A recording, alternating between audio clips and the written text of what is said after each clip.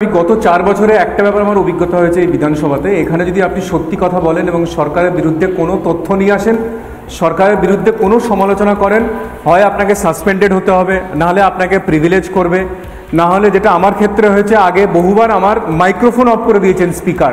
মানে আমি সদনে কথা বলছি, হঠাৎ করে দিচ্ছি আমার মাইক্রোফোন নেই, আমার কথা বলা বন্ধ।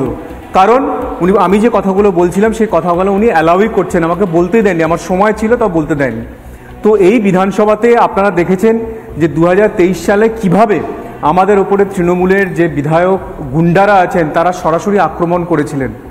এটা ভারতবর্ষ নয়, সারা পৃথিবীর ইতিহাসের একটা বিরাট বড় ইতিহাস যে পশ্চিমবঙ্গ বিধানসভাতে বিধানসভা চলাকালীন স্পিকারের সামনে ভারতীয় জনতা পার্টির বিধায়করা তাদেরকে কাউকে মাটিতে ফেলে, কাউকে উপরে ফেলে, কাউকে পিছন থেকে যেভাবে হোক লাথি মারা হয়েছে, ঘুষি মারা হয়েছে।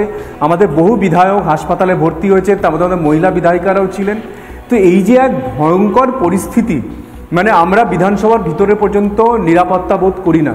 এবং আমাদের যে স্বরাষ্ট্রমন্ত্রী থেকে, কেন্দ্রীয় স্বরাষ্ট্র মন্ত্রণালয় থেকে যে সিকিউরিটি দেওয়া হয়েছে, তাদেরকে পর্যন্ত বিধানসভার গেটের বাইরে দাঁড়িয়ে থাকতে হয়, তারা কিন্তু ভিতরে ঢুকতে পারে না।